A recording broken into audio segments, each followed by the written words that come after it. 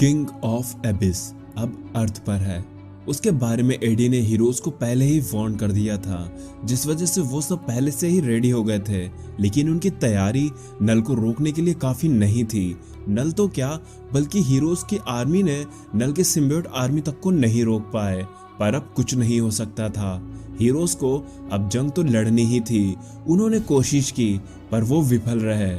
यहाँ तक कि सेंड्री ने भी कोशिश की, लेकिन नल जिसने सेलेस्टियल्स तक को कंट्रोल में करके अपने वश में कर लिया था, उसके सामने सेंट्री की क्या औकात थी। सेंट्री ने एंट्री तो धमाकेदार मारी, लेकिन नल ने उसे पकड़कर उसकी बॉडी को चीर कर फाड़ दिया। सेंट्री जो हीरोज के लिए बिग गन की तरह था, वो भी अब मर चुका था। लेकिन वेनम जो कि हीरोज के लिए लास्ट होप था, उसने भी अपनी कोशिश की, लेकिन उसके साथ तो और भी बुरा हुआ।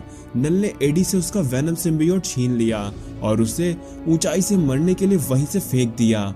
एडी ने उस ऊंचाई से गिरते हुए अपनी जिंदगी का हर एक पल याद किया, क्योंकि उसे अब महसूस हो चुका था कि अब नल को रोका नहीं जा सकता। उसे हराना इम्पॉसिबल है, क्योंकि नल ने अर्थ को पूरी तरह से सिम्बियोट से ढक लिया था, ठीक क्लिंटार प्लेनेट की तरह, जिसमें नल को लोगों ने कैद कर लिया था। तो गाइस, यही था जो हमने पिछली कहानियों में देखा था, और आज की कहानी में हम जानेंगे कि क्या एडी उतनी ऊंचाई से गिरने के बाद बच पाएगा। तो चलिए अब कहानी को शुरू करते हैं।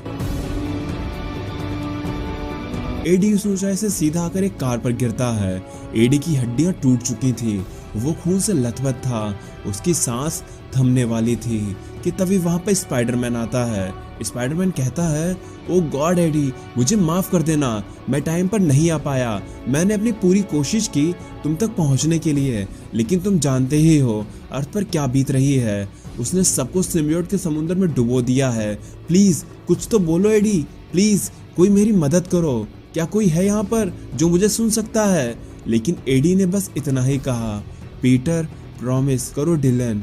फिर एडी चुप हो गया। एडी को मरते वक्त भी अपने बेटे डिलन की फिक्र हो रही थी। ऊपर से खड़ा नल ये सब चीजें देख रहा था।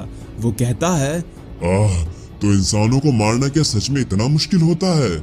पीटर एडी को उठाते हुए कहता है, मैं जानता हूँ एडी से तुम्हें काफी दर्द महसूस होगा, लेकिन मुझे तुम्हें यहाँ से उठाकर किसी सेफ प्लेस पर ले जाना ही होगा। यहाँ रहना सुरक्षित नहीं है, हमें मदद चाहिए है, इसलिए अब मैं तुम्हें यहाँ से ले जाने वाला हूँ। पर तभी स्पाइडी के स्पाइडी सेंस टिंगल करने लगते हैं। स्पाइडरमैन कहता है, ओहो, अब ये क्या मुसीबत है, उसने तो अपनी आर्मी बना ली।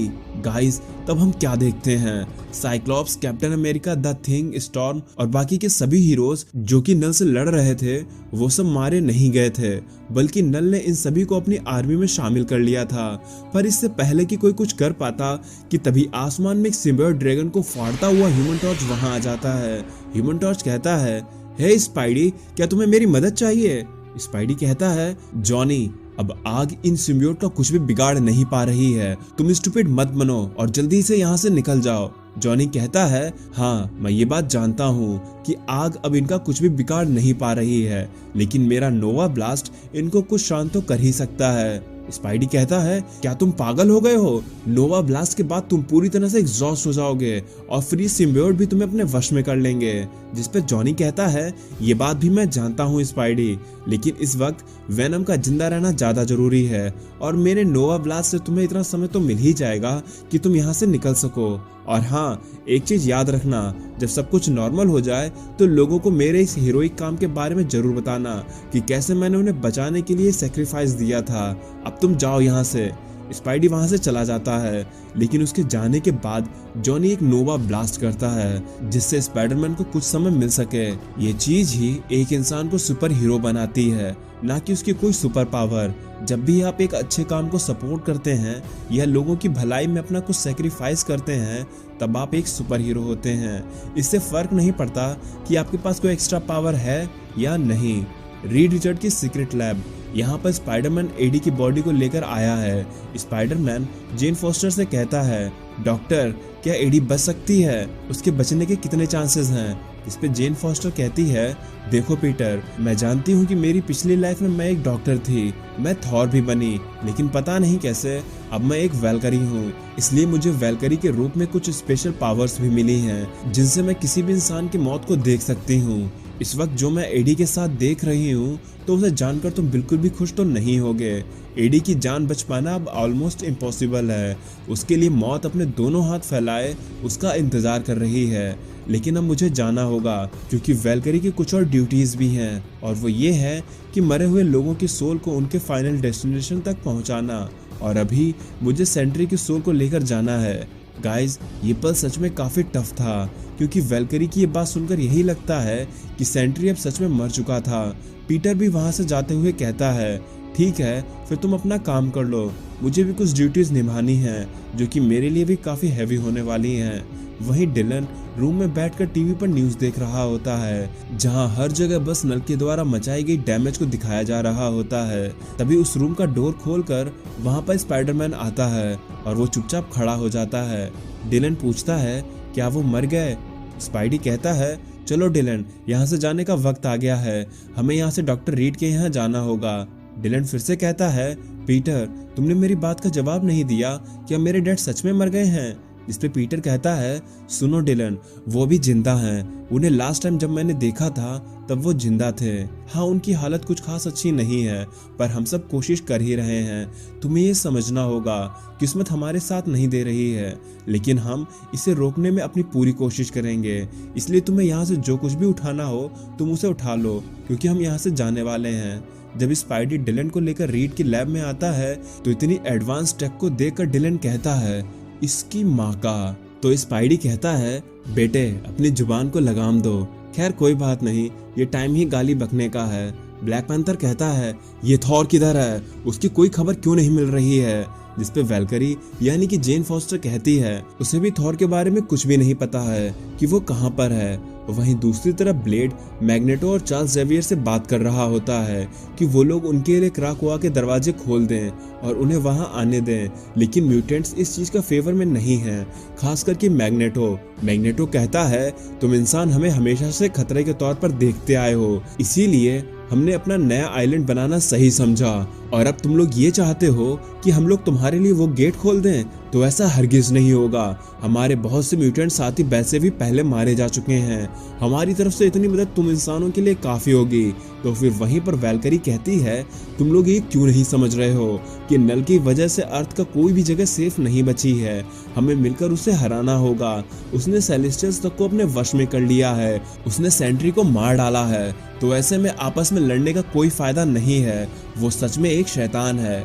तो वहीं पर नेमोर आकर कहता है, अच्छा तो तुम लोग उसे शैतान कहकर बुलाते हो? खैर उसकी मम्मी ने उसका बड़ा ही बेकार नाम रखा है। जिस पर रीड कहता है, इसे यहाँ पर किसने बुलाया है?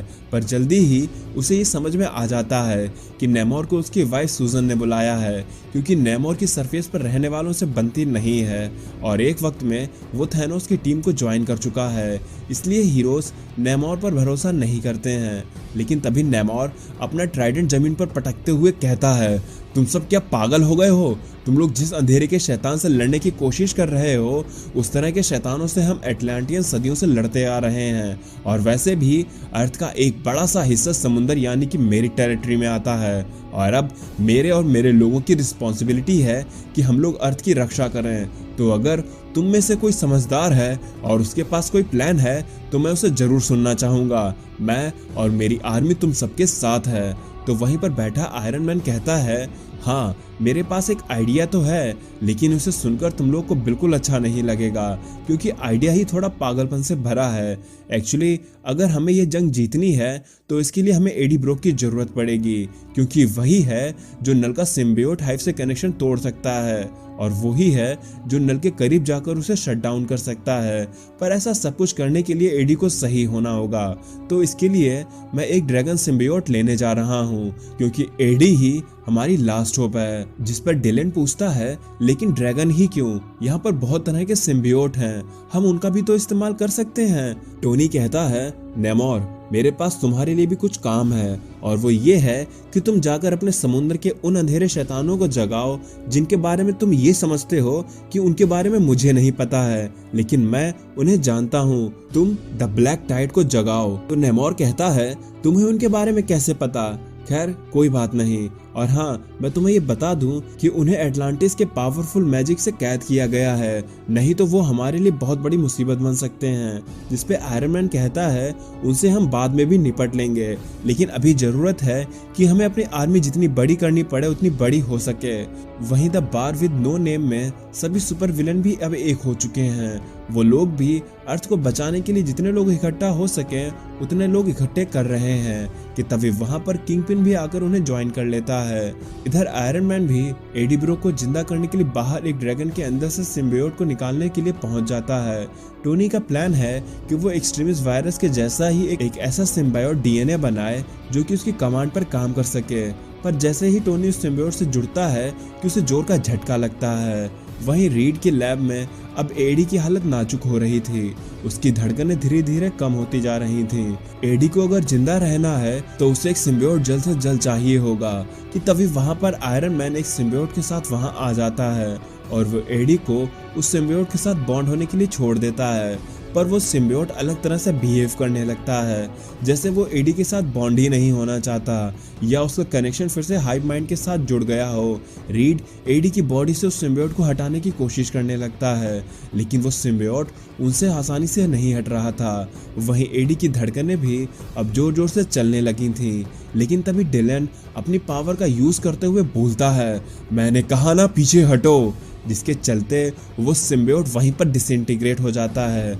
आयरन मैन कहता है, वो डिलन तुम्हारे पास तो पावर्स भी हैं। रीड कहता है, तुमने देखा ना, इसने उस सिम्बियोट को एटम लेवल पर डिसइंटीग्रेट कर दिया।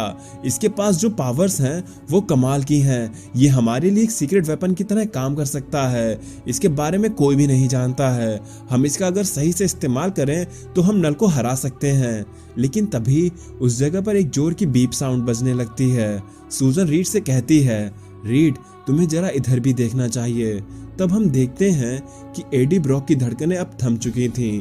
मशीन पर बस एक बीप साउंड बची थी जो कि एक सीधी लाइन के साथ आगे बढ़ती जा रही थी और इसका मतलब साफ था कि एडी की धड़कनें अब हमेशा के लिए रुक चुकी थीं। एडी अब इस दुनिया को छोड़कर जा चुका था। वहीं डिलन के सर से भी उसके पिता का साया हट चुका था और डिलन भी ये चीज महसूस कर चुका था। लेकिन ये वीडियो यहीं पर खत्म हो जाती है। अगर आपको ये एपिसोड पसंद